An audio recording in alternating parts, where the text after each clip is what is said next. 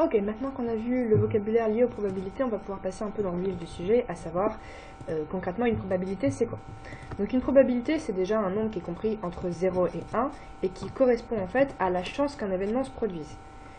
Par exemple, quand on lance une pièce, on a 50% de chance de tomber sur pile et 50% de chance de tomber sur face.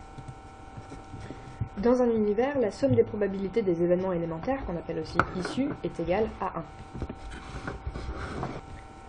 On va prendre l'exemple d'un dé à 6 faces. Donc dans un dé à 6 faces, on a 6 faces, chacune ayant une probabilité de tomber quand on lance le dé, qui est de 1/6.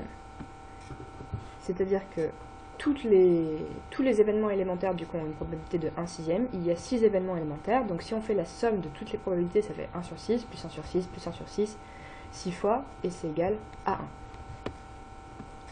Il y a une notion importante à connaître qui est celle de l'équiprobabilité. L'équiprobabilité, c'est quand en fait tous les événements élémentaires ont la même probabilité. Si on prend le lancer d'un dé non truqué, chaque face a autant de chances qu'une autre face de tomber, et du coup c'est une situation d'équiprobabilité. Quelques probabilités particulières à connaître sont les suivantes.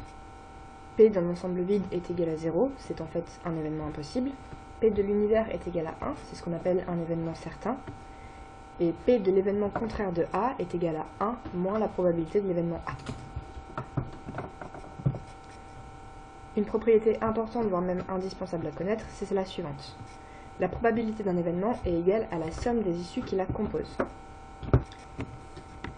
Ok, donc pour comprendre un peu mieux, on va se faire un exemple. Donc on va reprendre l'exemple de notre D6, et on va prendre l'événement A, le résultat est inférieur ou égal à 3. Donc dans cet événement A, il y a 3 issues, qui sont tombées sur 1, tombées sur 2 et tombées sur 3.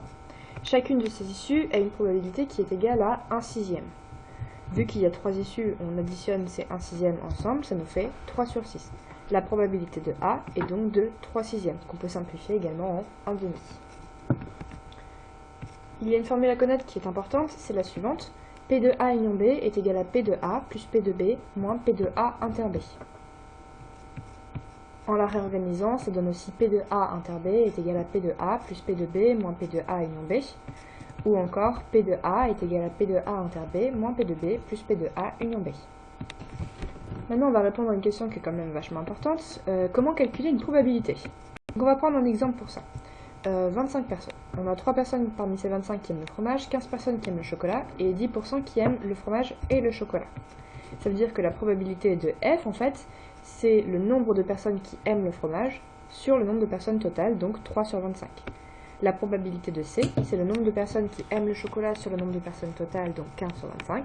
Et la probabilité de F inter C, c'est la probabilité que quelqu'un aime le fromage et le chocolat, donc la probabilité que quelqu'un aime les deux. C'est égal au nombre de personnes qui aiment les deux, divisé par le nombre de personnes totales. On peut également choisir de calculer la probabilité que quelqu'un aime soit le fromage, soit le chocolat. C'est P de F union C, qui est égal, grâce à la formule qu'on a vue il y a 5 minutes, à P de F plus P de C moins P de F inter C. Quand on fait le calcul, on obtient 8 sur 25. On a donc une probabilité de 8 sur 25 de tirer quelqu'un qui aime soit le fromage, soit le chocolat.